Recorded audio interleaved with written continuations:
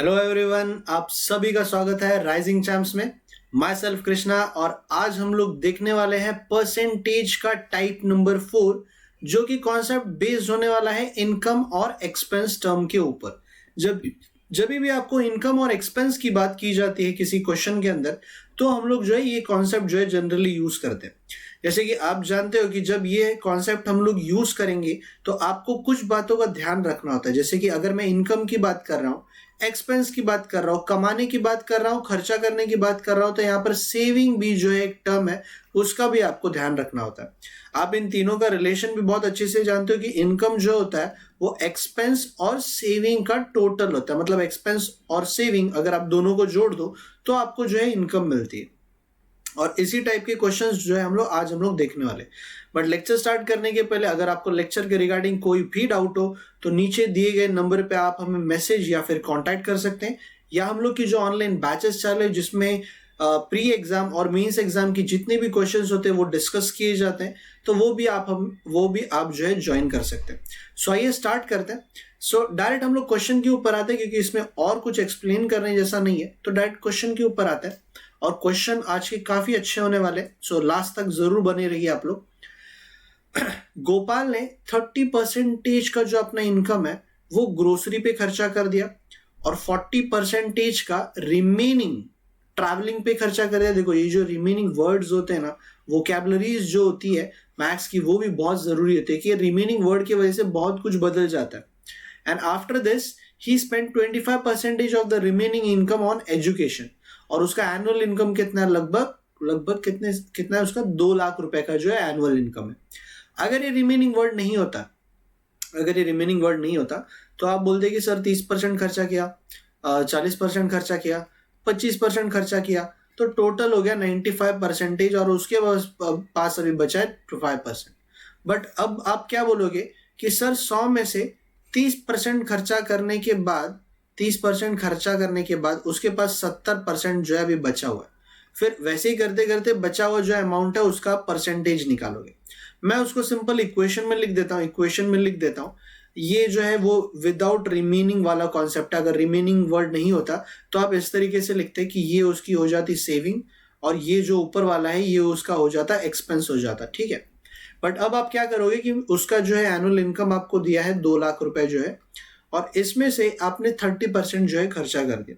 अब important concept क्या और ध्यान रखने वाली बात क्या है कि अब जो है यहाँ पर आप 30% नहीं लिखोगे, आप यहाँ पे क्या लिखोगे, 70% लिखोगे। क्यों? क्योंकि वो यहाँ पर पूछ रहे कि आपका सेविंग कितना, उनको ये फर्क नहीं पड़ता कि आपने खर्चा कितना किया। 2 लाख में से 30% किया तो 70 बचा, और फिर आपने रिमेनिंग अमाउंट, देखो ये है उसका रिमेनिंग अमाउंट टोटल। 2 लाख का अगर मैं 30% निकाल दूं तो 70% उसका रिमेनिंग अमाउंट बचेगा, और रिमेनिंग में से उसने 40% खर्चा कर दिया, मतलब बचा कितना, अभी 60% बचा।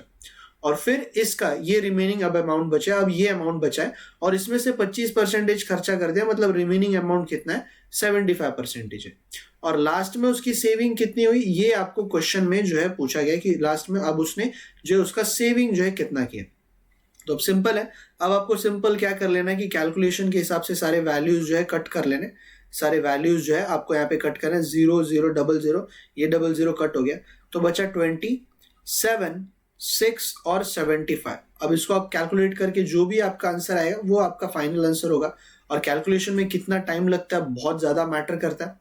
अगर मैं ऑप्शन से जाऊं, चलो ठीक है, ऑप्शन से थोड़ा सा जाना डिफिकल्ट नहीं हो जाएगा, थोड़ा सा अंदाजा लगा सकते हैं, बट स्टिल चलो।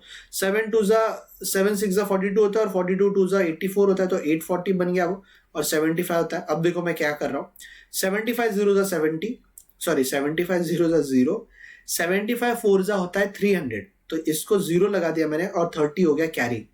75 8 कितना होता है, देखो अभी मैंने बोला कि 75 4 300 होता है, तो 75 8 उसका डबल होगा, मतलब 600 होगा, और 30 जो कैरी था वो 30 यहाँ पे आ जाएगा, तो मतलब 63,000 रुपीज जो है उसने एनुअली सेव किया है। जब उसका 2 लाख रुपए का इनकम है और इतने सारे जो है उसके खर्चे, स्टिल उसने 63,000 रुपीज जो है उसने सेव कर लिया, राइट है। सो यहाँ पर इंपॉर्टेंट कॉन्सेप्ट क्या था, इसको अच्छे से आप नोट डाउन कर लेना। ये करके आप कभी भी एक्सपेंस मेंशन नहीं करते। अगर आपको इनकम दिया है तो सेविंग ही पूछा होगा, और सेविंग अगर दिया है तो इनकम पूछा होगा, तो दोनों भी केसेस में आप जो है एक्सपेंस जो है मेंशन नहीं करते। सपोज क्वेश्चन में अगर एक्सपेंस आपको कहा गया है कि आपने ट्रैवलिंग पे खर्चे एक्चुअली कितना किया, मान लो अगर यहाँ पे पूछा होता कि ट्रैवलिंग में आपने कितना अमाउंट जो है स्पेंड किया, तो आप यहाँ पे क्या करते, ये करके 2 लाख का 70% निकाल लो, मतलब 2 लाख में से 30 गया तो 70 बचा ना, और ये 70 का 40% कितना होगा। जैसे कि अगर चलो यहाँ पर मैं थोड़ा सा इसको क्लियर कर देता हूँ, अगर यहाँ पर मैंने 2 लाख रुपए का, जैसे मैं आपको पूछ रहा हूँ कि ट्रैवलिंग पे उसने कितना पैसा खर्चा किया, सो 2 लाख का 70% उसने बचा दिया क्योंकि 30% खर्चा कर दिया, और इसका 40% कितना है। अब यहाँ पे मैंने 40 क्यों लिखा है, क्योंकि आपको यहाँ पर ट्रैवलिंग का एक्सपेंस मैंने पूछा है, ठीक है। देखो यही वैरायटी होती है, बात आपको ध्यान में रखना होता है कि एक्चुअली रिक्वायरमेंट किस चीज की है। तो ये है मेरा अमाउंट जो कि मैंने ग्रोसरी पे खर्चा करने के बाद बचाया, और ये करने से मुझे ये पता चला है कि मैंने एक्चुअली ट्रैवलिंग पे खर्चे कितने किए। तो वही 0 0 कट, यहाँ पर 0 0 0 0, तो 20 इंटू 70 इंटू 40 कर लोगे तो आपको ट्रैवलिंग का एक्सपेंस मिल जाएगा, ठीक है। ये मैं आपके ऊपर छोड़ता हूँ, मैं नेक्स्ट क्वेश्चन की तरफ बढ़ता हूँ। नेक्स्ट क्वेश्चन में फिर से ऑलमोस्ट वैसे ही क्वेश्चन, बट थोड़ा सा वेरिएंट है, ज्यादा क्वेश्चन नहीं, आज 5 ही क्वेश्चन है और मैं सब में थोड़ा सा मैंने वैरायटी डाला है, तो लास्ट तक आप जरूर बने रहिए। A man spent 30% of his income in education, 50% of remaining on ration, remaining word बहुत जरूरी है, and he gave 1000 rupees for rent, rent के लिए उसने जो है पैसा दिया। रिमेनिंग यहाँ पे लिखने की जरूरत नहीं थी, क्योंकि 1000 रुपए अगर निकाल रहे हो तो ऑफकोर्स जो आपके पास पैसे बचे होंगे उसी का आप 1000 रुपए दोगे ना, तो वैल्यू अगर दी जाती है तो रिमेनिंग वर्ड का कुछ वैल्यू इतना रह नहीं जाता। और लास्ट में उसने कितने पैसे बचा, 1800 रुपए। तो चलो, इनकम का मुझे आइडिया नहीं कि इनकम कितना है, बट इनकम में से 30% खर्चा करने के बाद उसके पास 70% बच गया था, और 70% में से उसने 50% जो है खर्चा कर दिया या 50% बचा दिया, दोनों एक ही बात है। और फिर उसने 1000 रुपए जो है वो रेंट दिया है। तो देखो मैंने -1000 क्यों लिखा है वो आपको क्लियर रहना चाहिए, जो बच्चे थोड़े से वीक है उनके लिए मैं बता रहा हूँ कि 1000 एक वैल्यू है, परसेंटेज नहीं है, इसलिए मैंने उसको डायरेक्टली, जैसे अब 70 रुपए है तो 70 में से 5 गए तो 5 आप माइनस करते हो ना, तो वैसे ही मैंने 1000 रुपए इसमें से निकाल दिया यहाँ पे, ठीक है। चलो सिंपल था, फिर भी मैंने बताना जरूरी समझा। तो 0 0, ये 0 0 कैंसल, 7 5 35 होता है। चलो इनकम को मैं एज एक्स ले लेता हूं मैं, ठीक है ना।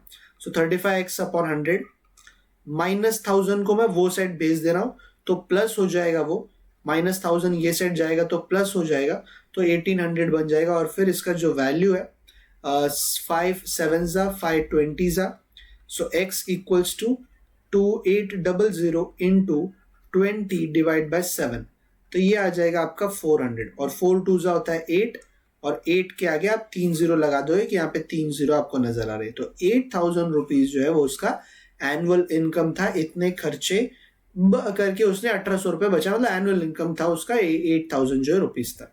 सेविंग जो है मुझे लास्ट में जो है मेंशन था क्वेश्चन के अंदर, ठीक है। सो अब आगे बढ़ते हैं, थोड़ा सा और इसकी इक्वेशन को बनाने की जरा कोशिश करते हैं। अच्छे क्वेश्चन है, अब आपको थोड़ा सा डिफिकल्ट भी होगा कुछ क्वेश्चनों को सॉल्व करने के लिए, तो अब नॉट इजी। एनुअल इनकम मुझे 40,000 दिख रहा है, तो मैं एनुअल इनकम पहले मेंशन कर देता हूँ कि 40,000 है। इसमें से 20% उसने एजुकेशन पे खर्चा कर दिया तो बचा 80%, ठीक है। 5000 रुपए राशन में, चलो 5000 रुपीज राशन में, और 30% of the house of remaining उसने रेंट पे दिया, मतलब आपका 70% जो है बचा होगा। और लास्ट में सेविंग कितनी बची, find the man monthly income. अच्छा यहाँ पे थोड़ा सा गलत हो गया क्योंकि एनुअल इनकम दिया है, यहाँ पे मंथली सेविंग होगा, तो यहाँ पे इनकम मत लिखना, यहाँ पे सेविंग मेंशन कर देना, ठीक है। तो सेविंग उसका कितना हुआ, यहाँ पर ये चीज मुझे पूछा गया, ओके। बट इस इक्वेशन में एक एरर है, इस इक्वेशन में एक एरर है। आप लोग चाहिए तो थोड़ा सा पॉज करके थोड़ा सा देख सकते हो कि एरर क्या है, और मैं जो है आगे कंटिन्यू करता हूँ। इस क्वेश्चन में एरर ऐसा है कि यहाँ पर आपका 4 लाख में से 40,000 में 80% बचा, वो तो ठीक है, 5,000 गया वो भी ठीक है, बट ये जो 70% है ना, ये जो मल्टीप्लीकेशन है 70%, ये एक्चुअली किसका अमाउंट है।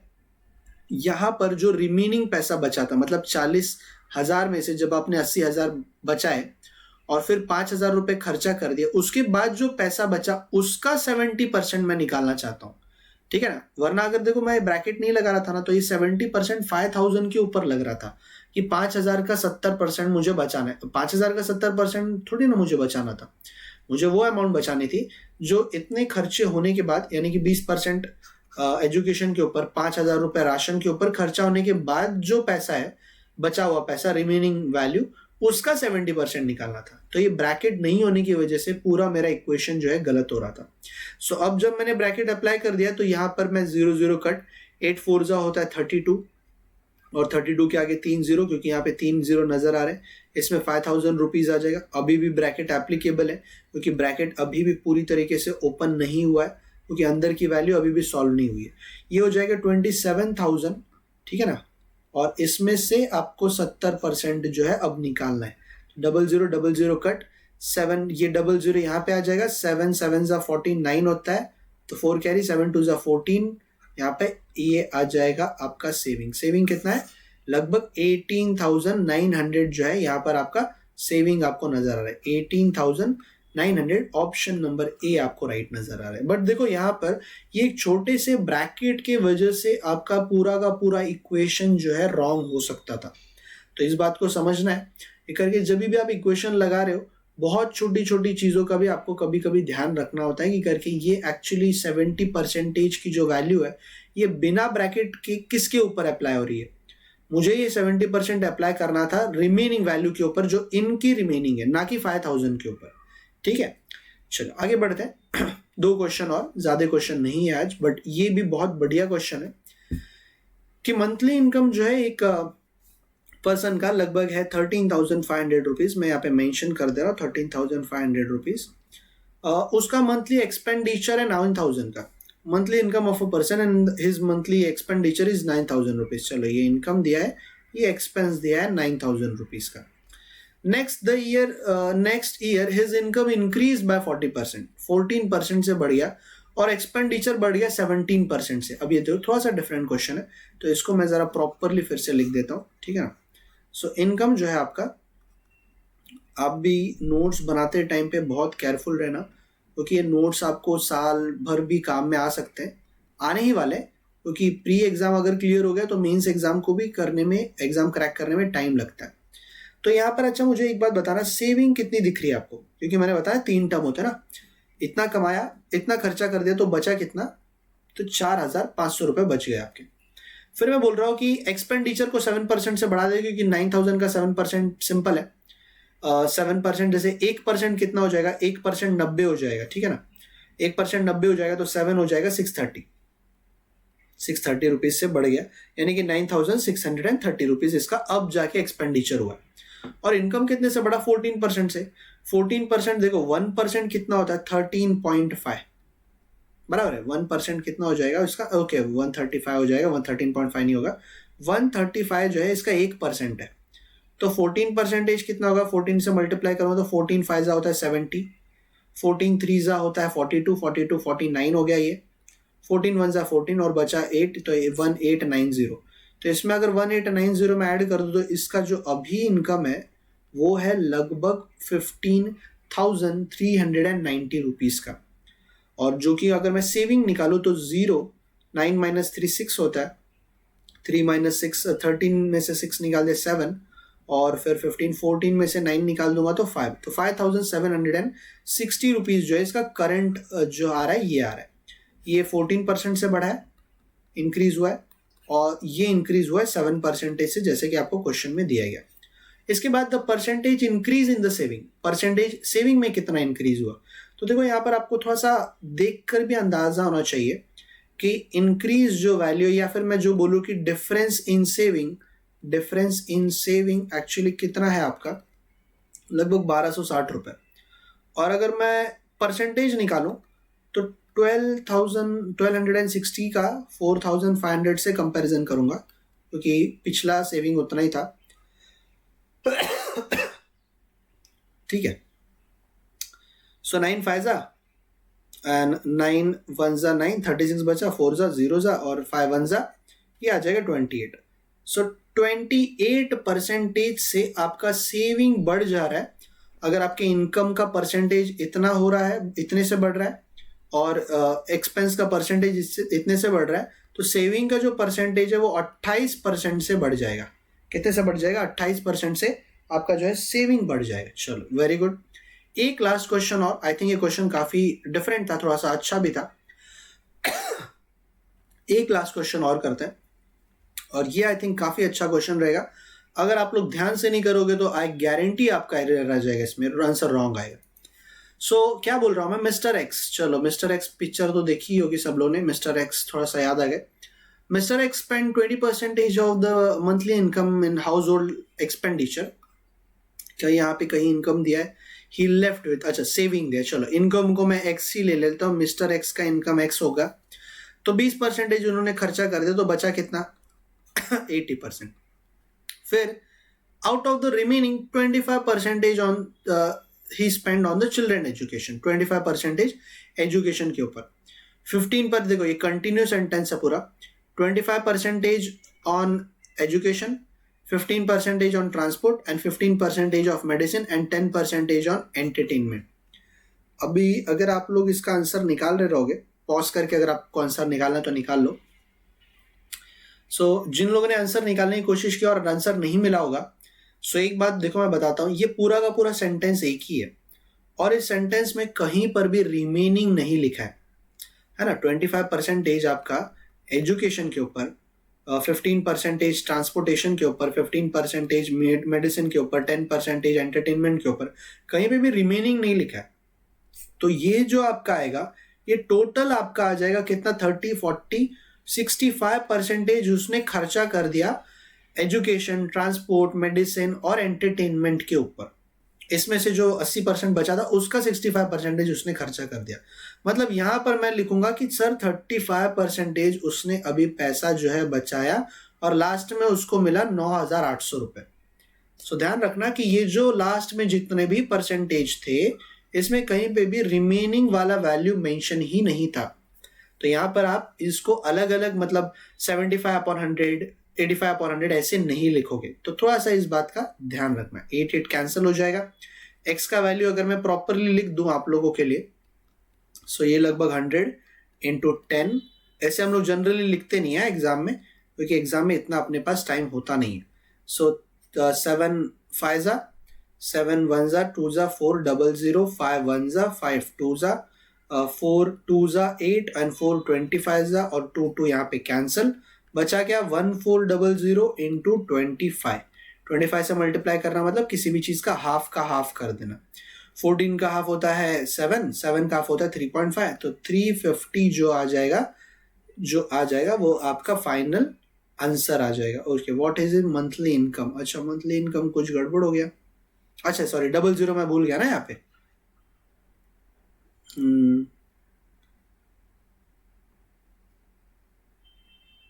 हाँ सॉरी, 00 मैं यहाँ पे भूल गया। सो ये कितना आ जाएगा? 700, 350 और 00, 35,000 जो हो जाएगा। ऑप्शन नंबर ए जो आ जाएगा वो इसका राइट है। किसी भी चीज को अगर आप 25 से मल्टीप्लाई कर रहे हो, सो ध्यान रखना आपको डिवाइड बाय 4 करना होता है और मल्टीप्लाई बाय 100 करना होता है, ठीक है ना। क्योंकि डिवाइड बाय 4 करोगे मतलब हाफ का हाफ, 2 बार हाफ कर दो उसका, और 100 से मल्टीप्लाई करोगे तो 25 से मल्टीपल बन जाएगा।